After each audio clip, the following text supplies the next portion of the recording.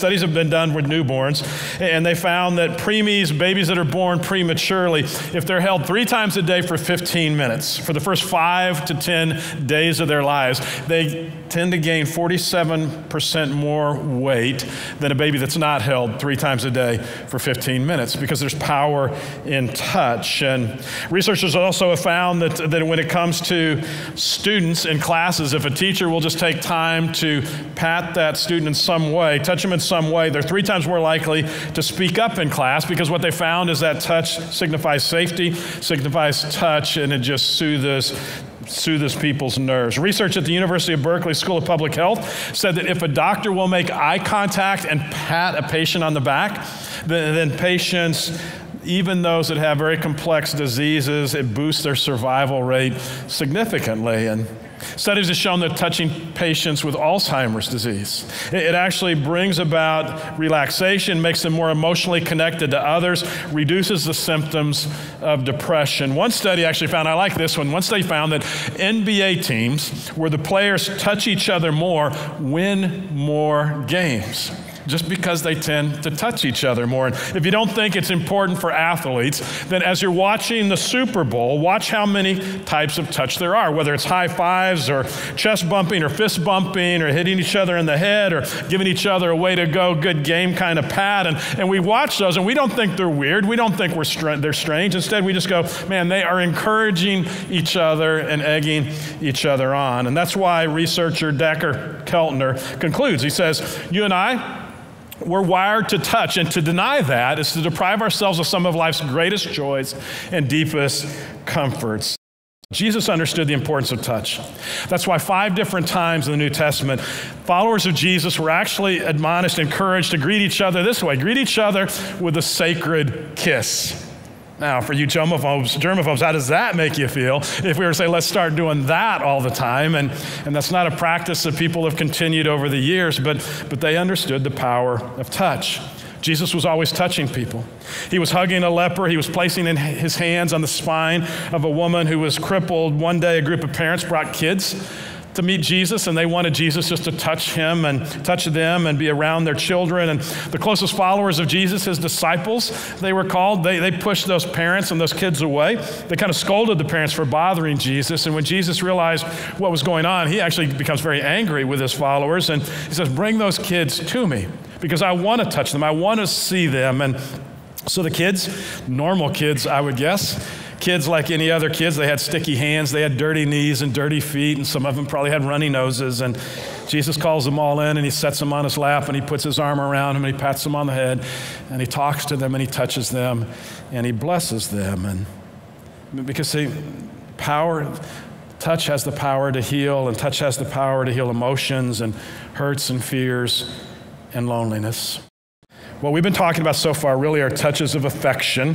Touches just to say, hey, you know what, I care about you, you're important to me, you're somebody that I appreciate in my life. But there's a second kind of touch, and that's one that I'll just call sexual touch. And so to talk about sexual touch, let me ask you to grab a Bible. There should be some of the seats there around you, and open it up to 1 Corinthians chapter 7, page 873 in the Bibles there at your seats. Is it good for a man to touch a woman? Or you could put it the other way around. Is it good for a woman to touch a man? That's the question that they were asking. Is it good for a man or a woman to touch another man or another woman? And Paul's answer is, it is good for a man not to touch a woman. No, he says it's not good for you to touch a woman. Now understand, when he's talking about touch in this context, he's talking about a whole different kind of touch than what we were talking about here. He's not just saying affection, hugs. He's talking about a whole different kind of touch. And the kind of touch that he's talking about is one that actually lights a fire inside of you, one that just arouses your sexual desires. He says it is not appropriate to touch somebody else if you are aroused sexually in that kind of relationship. He says that isn't appropriate. It's not good for a man to touch a woman in such a way that it lights a fire, it ignites a fire inside of him or her. If it's going to arouse you, then he says, no, it is not appropriate. He goes on in verse 2. He says, but because there is so much sexual immorality, each man should have his own wife, and each woman should have her own husband. The husband should fulfill his wife's sexual needs, and the wife should fulfill her husband's needs. The wife gives authority over her body to her husband, and the husband gives authority over his body to his wife. And bottom line, he's just saying, look, no, it's not appropriate to touch other women that it's going to arouse you sexually, or other men to women that it's going to arouse you sexually. Instead, he says, keep it inside the boundaries of marriage. Another way of saying what he's saying is this. It's almost like Paul is saying, look, I'm going to give you some principles when it comes to passion. And he says, it's a good idea to limit the type of touch that ignites fire of passion in you. Make sure you've got some boundaries. He says, know your limits. Set your boundaries. He goes on as he talks. He says, understand that sex is bonding. It is designed to occur in a relationship of complete commitment in the relationship of marriage. And so as Paul looks at this, he says, look, the idea of enjoying sex, he says, man, enjoy it. And when he says it's not appropriate to touch a woman, it's outside of marriage is really what he's saying. And this idea of enjoying sex inside of marriage in a committed married relationship, it's repeated by God again and again and again. Hebrews chapter 13 says it this way. It says, honor marriage and guard the sacredness of the sexual intimacy between a wife and a husband. Just guard it, treasure it. It's valuable. Don't mess it up. Another way to interpret this particular phrase is just keep the marriage bed pure is what God is saying. And what he's saying is God's design for sex is this.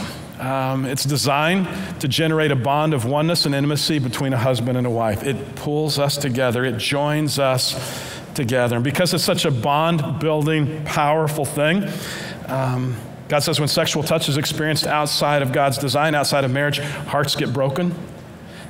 People get hurt. Families are blown apart. Addictions are developed. And God's not trying to spoil anybody's fun. And God's not trying to limit our ability to enjoy life together. He's trying to keep us from bonding with somebody that is not our spouse, and won't be there for us in the future. Now, understand as we talk about this, this isn't just for husbands and wives now.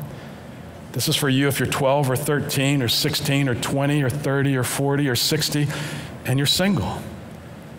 God is saying this in every relationship that we have. He's saying, man, keep it inside of marriage. Now, here's what's fascinating. There's so much more than simply the idea of God just, this being an idea that God says, okay, this is the way you ought to operate your life. It goes so much further than God just saying, here's an idea I want you to think about. It actually, biologically, we are wired to bond and connect through the act of sex. There's 3 chemicals that flood our brains when we are sexually aroused because of sexual touch. Dopamine, vasopressin, and oxytocin, and these 3 chemicals all work together when there is sexual arousal, where all of a sudden these chemicals are released, they flood our brains, and they're designed to cause us to bond together. It's that euphoric, excited sense or feeling that you might have, but it's also what causes you to crave your partner more. It causes you to feel connected and bonded, maybe for life with your partner, and what it means is your brain is just naturally conditioned to bond with your partner during any type of sexual touch. So physiologically, biologically, we are designed to bond with somebody else. And God says that's exactly it. That's exactly it. So he says, anytime, it's fascinating the question that everybody wants to ask, how far can I go? When have I stepped across the line? And Paul makes it real simple. He says, if you find yourself with that fire inside igniting, if you find yourself sexually aroused, then pull away. You've gone too far. And on a real practical level, what it means is you and I need to learn how to differentiate between touch that's just loving and affectionate and touch that's actually igniting yourself or igniting somebody else. And in other words, before you get here into sexual touch, he says, man, make sure that you know the other person. Make sure you spent time. Make sure that you've had a relationship with that person. Make sure that you know that you can trust them. They can trust you.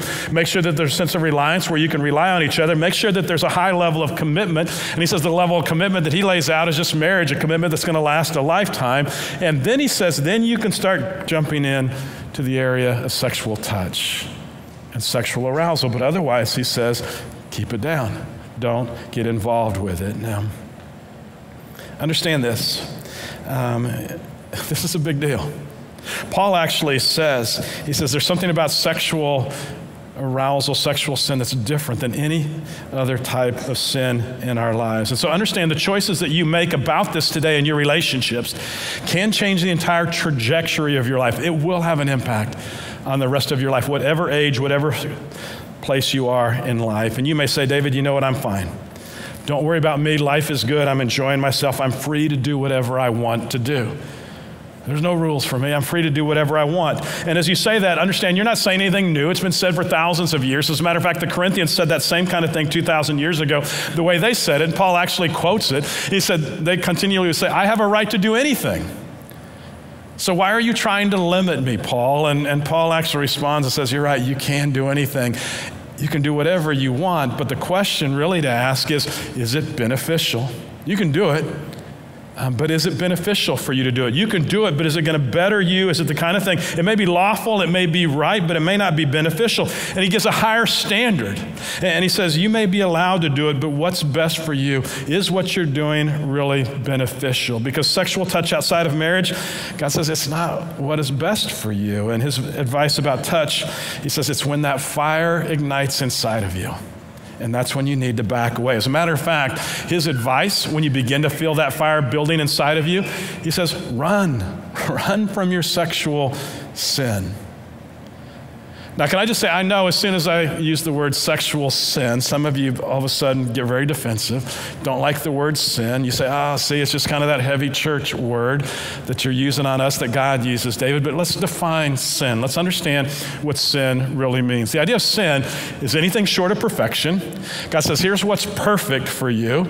Anything short of perfection is sin. And anything where we know something would please God, when we know God says this is a way to do it, but we choose not to do it, that's what sin is. That's a simple definition of sin. Anything less than perfection. And God says, I'm going to tell you to do it perfectly. And anything less than that, then that's just kind of his definition, our definition of sin. And God says, look, sex is a beautiful thing. And I'm going to tell you how to experience it to its fullest, to its max. Anything less than that, he says, you're choosing to do it a different way, which all of a sudden that makes it sin.